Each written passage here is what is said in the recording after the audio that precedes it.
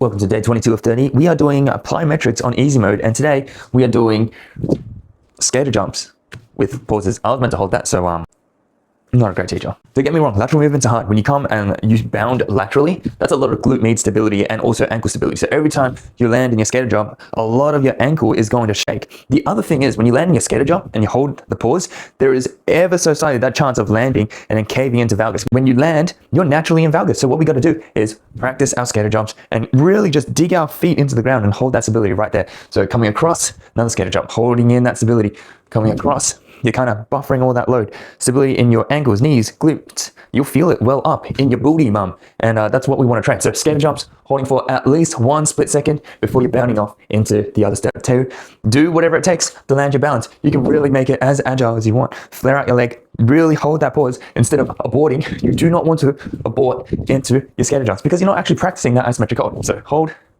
before you bound across, hold. If you feel like you can't do something as agile as one side of the mat to the other side of the mat without, falling into the door and breaking everything, by all means, start off with something just like that. Come across, hold that position.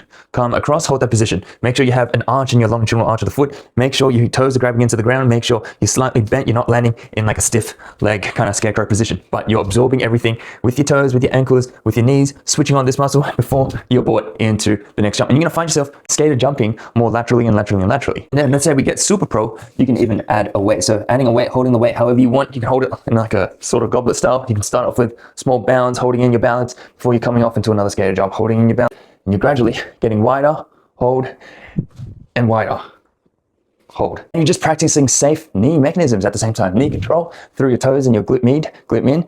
Effectively, you just save your knees from going into valgus using your toes and your glute med and glute min. And from a knee perspective, you're just making sure that your knees don't go beyond your toes like that and you're landing in a safe inner range position. That's basically all that we're training. And we're making sure that we're holding every movement before going into another skater jump.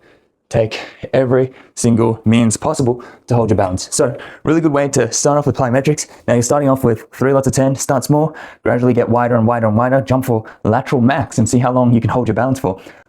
Try not to abort into your next jump if you lose balance. Gradually add weight, 3 lots of 10, and then after we're going to do some skater jump variations. We give that one a go.